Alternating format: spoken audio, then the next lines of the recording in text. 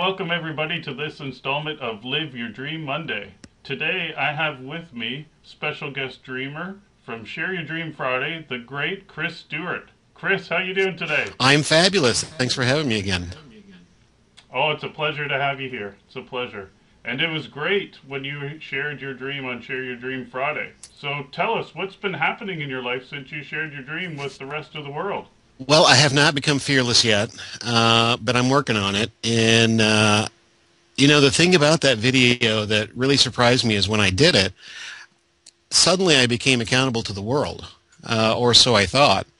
And it became a constant reminder to me to just always be fearless. And I guess it had never been so prevalent in my mind until I did that video. And of course, now I'm challenging myself in every kind of way I can think of. It's like if it's outside my comfort level, do it. If it scares me, do it. And I've been doing it, and the result of that is that once you open doors, you just encounter more fear, and new opportunities to be scared of. And I'm working through those too. And I guess the end result of it is I've gone from, I don't know if it's a result of my attitude or just the length of time I've been out there on my own, but I've been in business now for 2 years on my own. And most recently, within the last couple of months, I've just become overwhelmed with work. So maybe it's because of my video, who knows? But I guess these are good problems to have. Oh, for sure. I think we all could use a good dose of fearlessness in our lives every once in a while to just help us over those obstacles and those things that show up. Yeah, I agree. And the more I'm conscious of it, the more research I do about it, the more I'm realizing how a lot of behavior is tied to fear, too. It's the root of so many evils. So it's a constant battle, but I'm working through it. And, I even shaved my beard and mustache off as part of my fearlessness. I don't Wow. know if that counts, but, that's I certainly didn't want to. And then after I did it, it was like, hey, you don't look so bad after all. So, but I grew it back, so I don't know if that I don't know how that really applies. Hey, we go through cycles in our lives of different things, different phases, and that's part of our growth and part of what we go through. We try different things, see where it takes us, and then decide, hey, maybe I just need to go back to where I was in some cases. Yeah, that is true. So we were just talking about obstacles and things that show up, and we know as we share our dreams and we put things out there to the world, as you said, we make ourselves accountable to the rest of the world. The things show up. Can you share with us maybe one of the things that have shown up since you shared your dream, and what did you do when those things showed up? Well, one of the things that showed up is so much work that I'm struggling with how to do it all. I guess there's, like any small business owner, you get to the point where you start off as the wearer of all hats, and the technician in the role, and the business manager in the role, and the production person, and the lead generator, and you're wearing them all. And now I'm to the point where I've physically got so much opportunity that I got to either turn jobs away or work away. And for those of you that don't know, I'm in web development, graphic design, and I do marketing consulting. So you either turn it away or you figure out a way to take it. And the way to take it is by hiring other people and outsourcing, which opens up more fear doors because I am a little bit of a control freak. And, in my corporate life, I always had teams to do things for me, so I was forced to delegate and I was forced to hand out the work. Now that I'm on my own and I'm running my own business, I'm faced with those same challenges, and now I've got to figure out how to do it. Do I go to India? Do I use local labor? Who can I trust? What do I charge on the front side? And then, how much margin do I want to take? And, so those are all issues now that I'm dealing with. But and I've got to get a grasp on it because literally it's too much to handle. So if I can overcome my control issues, which is, again, linked to my fear of letting go, that's the next big step, I guess. Wow. Well, that's a great problem to have, is more business than you can handle. I'm sure there's lots of people out there in the world that would love to be an entrepreneur in your shoes. So that's fantastic that this helped you break through some fears you had to get to that level. of success that you're having. Yeah, like I said, it's never ending, and maybe the secret's to do a Share Your Dream Friday. Who knows? But I would recommend that anybody that's uncomfortable doing it and has been certainly invited to do it, take that opportunity, because you never know what's going to happen. And if you're like me, you know, you get out there and you share your dreams, and all of a sudden you just really become conscious of it. And to your point, you know, it's all about external accountability. One of the things you talk about is sharing your dreams, and there's some magic behind that. I absolutely agree. I believe there's magic in the verbal expression and the speaking of what you like into existence. We can think about it, and that's all good, and it spins around in our brains, and we create a vision around it or visualize it. And we can write it down. We're all good at writing down goals and things and plans and resolutions or whatever you want to call it. Hmm. But the second you speak about it, there's some extra piece that happens there that allows, as you've seen in your life, for the things to show up. And then it's just up to you to take that action and say, okay, the stuff showed up now that I was looking for. Now I got to take the step, It sure, face my fears, and get going. it sure did. You know, some of the things that I mentioned have yet to show up, but I guess I'm on the path. You know, I was talking about cruise ships and you know, travel and things of that nature, and now all of a sudden I'm thinking, wow, I've got some money to do that. If I can actually live through it, to see the other side of it, and actually have some time to enjoy it. So you know, it's certainly been a series of steps since I've done that video, and I'm grateful for it. So I'll figure it out. I really don't have any choice, you know. Yeah, one day at a time, one step at a time, moment by moment. We live in our moments. One of the things you said about the power of words, though, I actually read something, and this is tied back to the Old Testament. There was, I guess at one point, people were more conscious about the power of words. And there are, I don't remember the story exactly, but it's almost become a lost art, I guess. It's, you know, it's not necessarily a new secret. It's maybe one that we've just forgotten or somehow has gotten lost in Western culture. I'm not exactly sure, but I'm trying it, man. I'm trying everything, whatever works. So, Well, I go back right to the book of Genesis, if we want to go back to the biblical principles where God, he didn't think things into existence, he didn't write them, he spoke them. And when he spoke them, that was it. It was. And if we are created in his image, we have the same power and the same ability to speak what we want with that authority into existence. And it is. Now, we can do that too. And we see it happening in people's lives all around us. And our own as well. yeah, I get lost in that because my rational brain wants to explain all of that away, and you know, I don't necessarily believe that literally everything was spoken into existence, but you know, at the same time, a lot of the things that I used to get hung up on in the Bible, once I wrapped my head around metaphors, I guess, it helped me accept it and understand it in a new way, and let me see a lot of wisdom that I had previously overlooked. So it's a good point. It's awesome. We know as people move towards their dreams, there's some things that they do either daily or monthly or weekly, or just to keep them on track, to make sure that, hey, I'm still where I wanted to go. I'm still on the path. It's still where I'm heading.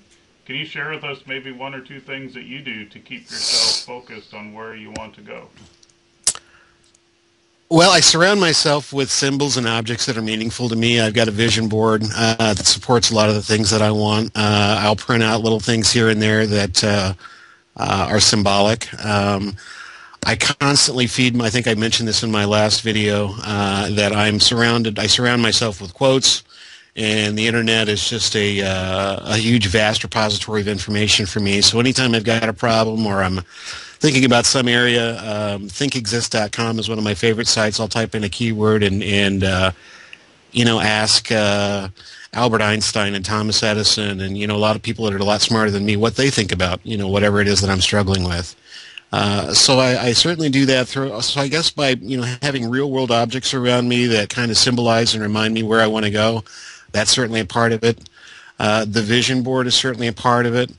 I've gone, just as a creative exercise, I've tied together, just to see what I could do to my brain, visions and imagery tied together with music, which I know is, I guess, a vision video.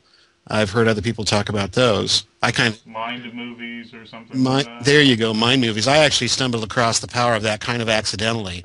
I was just doing it kind of for fun. I'd see visions and stuff in my head, and then I started putting them together.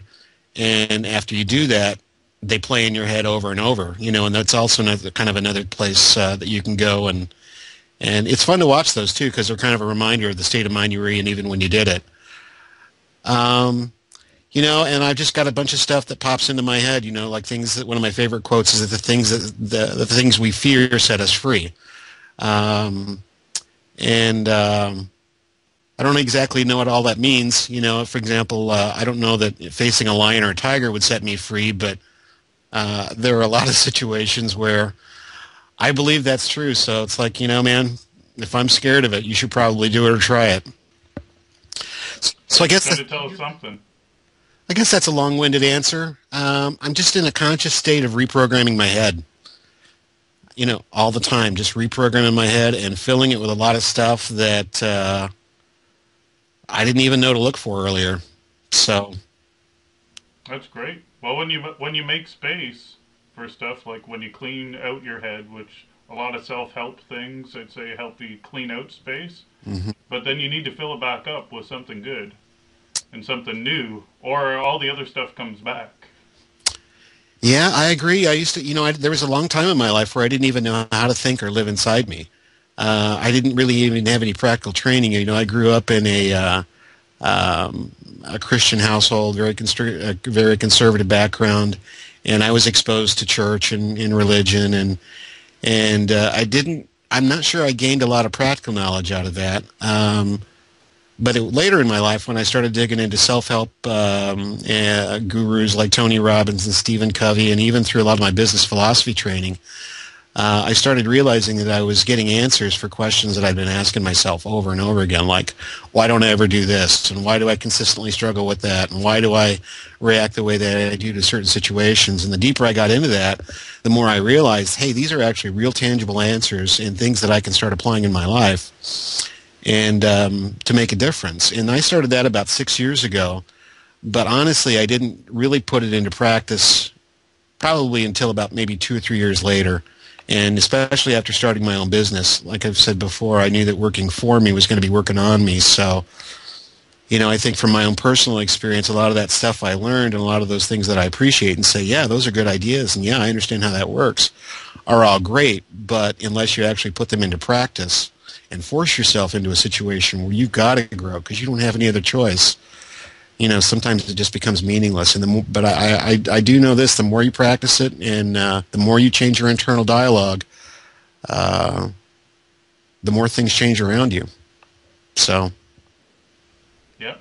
If you want to change something that's around you, change how you think about it, change how you perceive it, and it will change. It's amazing the power we actually have right there inside of us that most of us don't even realize. But when we do, life changes and you change drastically.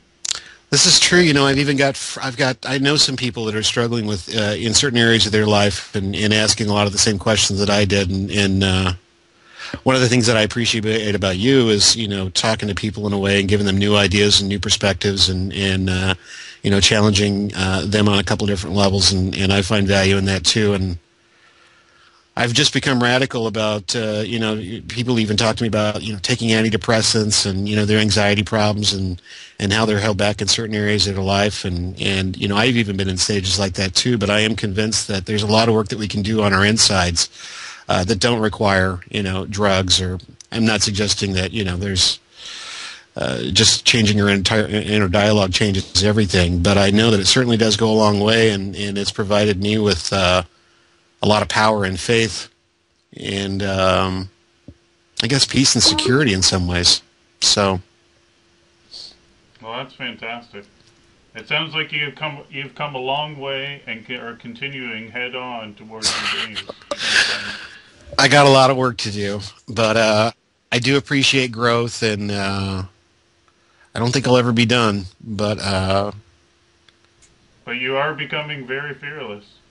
And that shows that in the steps you're taking and the things that are showing up for you, that you're like, I'm going to figure this out. Nothing's going to stop me. I'm going to figure it out. Yeah, there's a lot of stuff I got to figure out. Still a lot of things that I'm scared of, but you know, the more you it's like conditioning. You know, I was watching a video one time about how the Army trains people, and one of the first things they do is they throw them into situations in basic trainings where they're absolutely scared to death. They're not necessarily really in any harm's way, but they certainly don't know that. You know, there's bullets flying over their head, and they're put in situations where they don't know how they're going to get through it, or if their body can endure these situations. But what they're doing is they're consciously conditioning their brains to overcome fear over and over and over and over again, and that's what makes them fearless. So I'm kind of applying those same principles in my own life, you know. And after I see stuff like that, and the more research I do about it, and how the front of our brain has to fight with the inside of our brain, and the more you practice it, and the more you exercise it, the better you become. So I certainly hope so. Yeah. So I'm still looking forward to that cruise. Hopefully that's on the way soon. I'm looking up at my vision board right now to see it. I'm sure it's on its way. You'll know when it shows up. Yeah. And then what's next? I don't know. Who knows? But I'll let you know when I get there. Fantastic. Well, it's been a pleasure to get a chance to catch up with you, Chris, and to hear about how you're successfully moving towards your dreams. Absolutely. Now, if there is people that are looking at being part of Share Your Dream Friday, and they've been watching and looking and watching the videos, it's been about 32 weeks now that we've had Share Your Dream Friday. Wow. 32 special guest dreamers. If they're sitting on the fence or they're thinking about it, they're not sure, what would you say to one of them that were looking to say, hey, jump in or jump out? Or Well, I don't think this will come as any surprise, but my first reaction is do it. Go out there and do it. Absolutely do it. What have you got to lose? Try it. I think you'll learn a lot about yourself. You'll be fascinated by people's reactions around you. It's fun to see how your video gets spread around. And it will hold you accountable. Whatever you throw out there, if you're like me, you'll be reminded of it daily. So there's magic and power in it, and absolutely do it. So I appreciate the opportunity, Edward. Thank you so much. My pleasure. Thanks a lot, Chris, for joining us today. Thanks, everybody, for watching this installment of Live Your Dream Monday. And if you are interested in being part of Share Your Dream Friday, there should be something around here, a place where you can put your name and your email, and get in touch with me, and we'll connect, and I'll be happy to hear about your dreams and figure out a way to share them with the world as well. So take care and have a fantastic day, and we'll talk to you soon. Bye, everybody. Thanks a lot, Chris. My pleasure. Bye-bye.